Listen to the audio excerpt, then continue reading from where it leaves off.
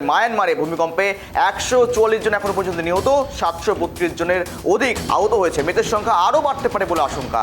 একেবারে যে ছবি গতকাল থেকে আমাদের নজর ছিল, যেখানে ভূমিকম্পে কিন্তু একাধিক ক্ষয়ক্ষতির সম্ভাবনা হয়েছে এবং মৃত্যু হয়েছে অনেকের। একেবারে সেক্ষেত্রে দাঁড়িয়ে থেকে ভূমিকম্পে কিন্তু ব্যাপক ক্ষয়ক্ষতি হয়েছে। রিক্টার স্কেলে যার পরিমাণ ছিল 7.7, যথেষ্ট পরিমাণ, এবং সেক্ষেত্রে দাঁড়িয়ে থেকে একেবারে তছনছ হয়েছে শহর, মিয়ানমার এবং থাইল্যান্ডের বেশ কিছু এলাকা। এবং এই সমস্ত বিষয় নিয়ে আমরা আপডেট নেব। সঙ্গে রয়েছে আমার সহকর্মী সত্যজিৎ। মৃতের সংখ্যা আরও বাড়তে পারে, এখনো পর্যন্ত মৃত এবং নিহতের সংখ্যা কত, এর পাশাপাশি আহতের সংখ্যা কত রয়েছে এবং বর্তমান আপডেট কি উঠে আসছে? গতকাল অর্থাৎ ঠিক শুক্রবার ঠিক বেলা 11:50 মায়ানমারের সগাই শহরের মাত্র 14 কিলোমিটার গভীরে উৎপত্তি স্থল ছিল, এবং যার ফলে যে কম্পন অনুভূত হয়েছে, কম্পনের তীব্রতা এতটাই ছিল যে 7.5, এবং ঠিক তার 10 মিনিট পর আরেকটি কম্পন অনুভূত হয় এবং তার তীব্রতা ছিল 7.2। সুতরাং বুঝতেই পারছি এই কম্পনের তীব্রতা দেখেই কিন্তু বোঝা যাচ্ছে যে কি মাত্রায় ভূমিকম্প হয়েছে। এবং এরপরে দেখো সবাই সহ বিভিন্ন শহরে কিন্তু বহুতল ভেঙে পড়েছে, এবং একের পর বহুতল মানুষ আতঙ্কের বাইরে বেরিয়ে এসছে। সেসব আমরা কিন্তু গতকাল থেকে এবার প্রশ্ন হচ্ছে মৃতের সংখ্যা। তবে এই মুহূর্তে যেটা জানাচ্ছে মায়ানমার সরকার, মাত্র 154 জন মৃত্যু, কিন্তু আমরা বলে রাখবো মৃতের সংখ্যা কিন্তু হাজার ছাড়িয়ে যেতে পারে। সেটা কিন্তু আন্তর্জাতিক সংবাদপত্র কিন্তু মনে করছে। তার কারণ তোমাকে বলে রাখি, মায়ানমারে এই মুহূর্তে গত কয়েক বছর থেকে কিন্তু কথা বললে গৃহযুদ্ধ চলছে। একদিকে আরাকান আর্মি, অন্যদিকে মায়ানমারের জুন্টা সরকার, এবং এই গৃহযুদ্ধের ফলে এখনো কিন্তু উদ্ধার কাজে সেরকম গতি পায়নি। অর্থাৎ জুন্টা সরকার কিন্তু গৃহযুদ্ধেই ব্যস্ত বলা যেতে পারে। ফলে স্বাভাবিকভাবেই এই মৃতের ধ্বংসস্তূপ থেকে মৃতের মানুষ এখনো বের করা কিন্তু সম্ভব হয়ে ওঠেনি।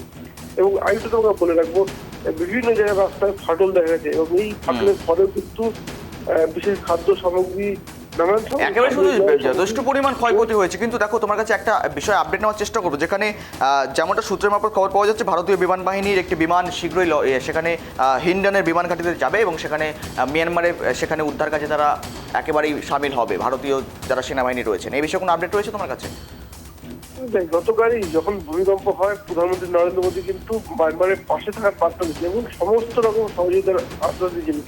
এবং স্বাভাবিকভাবেই এর আগে শুধুমাত্র মায়ানমারে, আমরা এর আগে তুরস্কে ভূমিকম্প হলো তখনও দেখেছি ভারত সরকারের পক্ষ থেকে ইন্ডিয়াতে গিয়েছিল, এবং এখানেও স্বাভাবিক সুদানেও গিয়েছিল, এবং এখানেও ঠিক একই পরিস্থিতি। অর্থাৎ মায়ানমারকে সহযোগিতা বার্তা পাঠিয়ে দিল ভারত।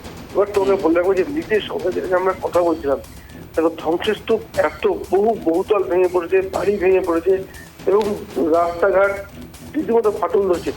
স্বাভাবিকভাবেই এই যে বললাম গৃহযুদ্ধের ফলে কিন্তু উদ্ধার কাজে সেরকম গতি পায়নি, এবং স্বাভাবিকভাবেই সরকারের পক্ষ থেকে যেটা জানানো হচ্ছে 154 জনের মৃত্যু। যেটা আন্তর্জাতিক সংবাদ মাধ্যম যেটা মনে করছে মৃতের সংখ্যা হাজার ছাড়িয়ে যেতে পারে। এবং আরেকটু তোমরা বলে রাখবো, যেহেতু রাস্তাঘাট ফাটল ধরছে, সুতরাং বহু জায়গায় কিন্তু খাদ্য সামগ্রী, পানীয় জল পৌঁছে যেতে বাধার মুখে পড়তে হচ্ছে জুটা সরকারকে।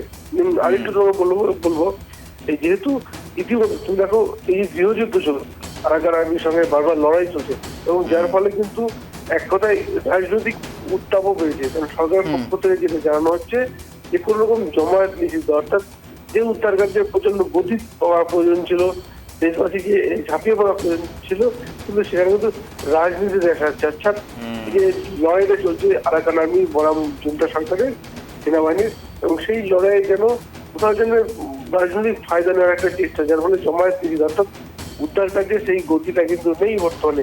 এবং সেই কারণে আন্তর্জাতিক মিডিয়া যে অনুমান করলেও এই সরকার কিন্তু জানাচ্ছে যে মৃতের সংখ্যা 154। তোমাকে বলে রাখি এই মৃতের সংখ্যা কিন্তু হাজার ছাড়িয়ে একেবারে আরো বাড়তে পারে মৃতের সংখ্যা। ধন্যবাদ সত্যজিৎ তোমাকে সঙ্গে থাকার জন্য।